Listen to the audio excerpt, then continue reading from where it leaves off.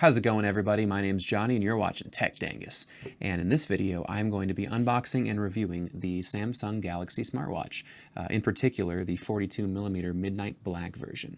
The Galaxy Watch is a stylish and durable smartwatch that uses a 30.2mm crystal clear 360 by 360 pixel Super AMOLED touchscreen display with a color depth of 16 million.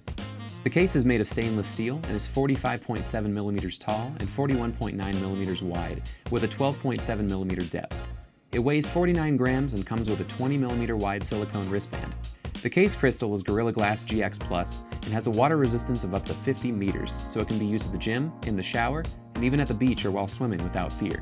This device has passed military specification testing against a subset of 10 specific conditions, including drops from 4.9 feet, extreme temperatures, dust, shock and vibration, and low pressure and high altitude.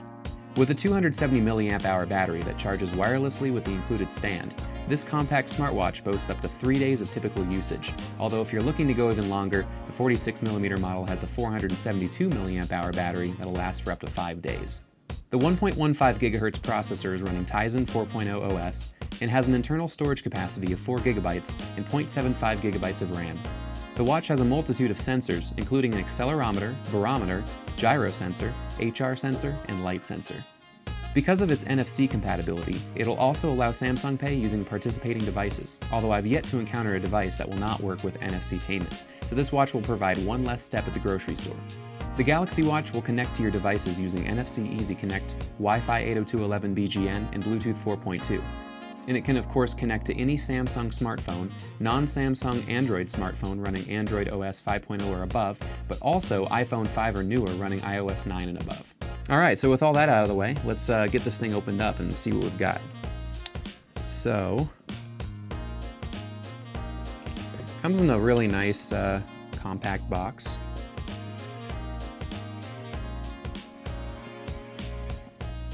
And there it is, the Galaxy Watch in all its glory. We'll just go ahead and take that out and put it here.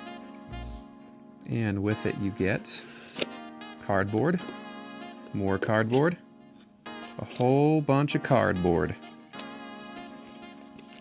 Alright, this is the charging dock. It's magnetic, so it kind of snaps right in there. And we have our travel adapter and USB cable. Is this USB-C or... No, it's a USB micro.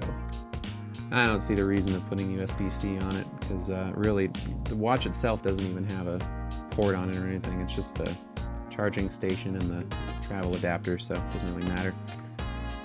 And along with that you get an extra armband. If I can get the thing out. Oh, it's like stuck in there. It's weird. This is the longer one. I think the short one's on there now. Let's see. Yep, that's the long one. I have tiny wrists, which is why I went with a 42mm in the first place. So I'm probably going to keep the short one on there. So we'll just shove that back in the box. And a quick start guide with a little terms and conditions. So you can know your terms and or conditions. So yeah, that's everything in the box. And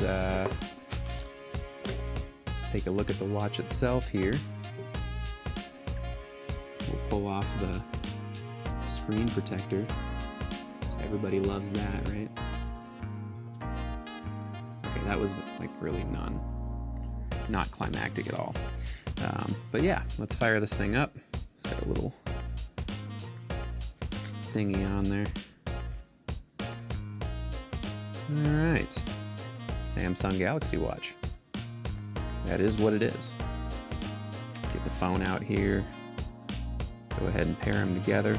Now with this NFC business, it should be pretty easy to pair these things. So to do this, you have to download the Galaxy Wearable app. Okay, and then it's going to give you a passcode. So you have to click the OK button, saying that that's the passcode you're seeing on the screen. And then it's going to ask you all sorts of things like Do you accept this term and agreement? Do you accept this term and agreement? I guess it wouldn't be term and agreement. You would agree to the term. Whatever. Okay, yes, I accept, yes. Pairing, pairing, pairing. Okay. What do we got? All right. We're paired. Sweet. Cool. Do you want to allow access to all of the things? Yeah, sure, why not? You can access whatever you want. So, looking at the stats here, I have 95% of my battery life. I have 2.5 gigabytes of storage free. That's kind of not very much. I wonder what's on here that's causing the lack of storage. Jeez.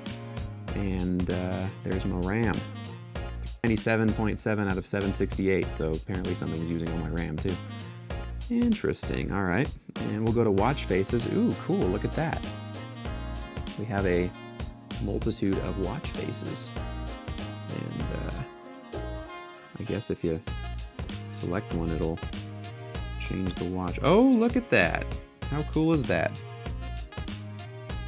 Select the Frontier one. Maybe the Sport Classic. All right, that's pretty rad. Analog Utilities, the stock one.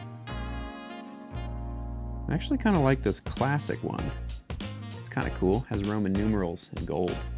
Everybody likes Roman numerals in gold, right? All right, let's put this thing on the wrist. The overall size of the watch is pretty good. It definitely fits my wrist well. Like I said, I went with a 42 millimeter because I just have tiny wrists, and I don't know, as much as I work out, I can't seem to get my wrist any bigger. I gotta do those stupid things where you give Indian rope burns to the thing with the weight on it. But for small-wristed people, this is a good way to go. The 46 millimeter watch, like I said earlier, has much better battery life. So if that's a concern, you probably want to go with that one. That's also the only one that comes in silver, if you like a silver case. I like the midnight black. There's also rose gold, if you're into rose gold. The scrolling wheel that goes around the face of the watch is very nice. You get a nice little tactile tick every time you hit a notch there. The touchscreen works well. It's pretty easy to pinpoint things. It's quick. The OS is definitely optimized. It's not laggy or anything when you select different apps. I like the layout of the apps. I feel like it's pretty easy to get to the ones you want, and you can, I guess, go into edit mode and put them wherever you want.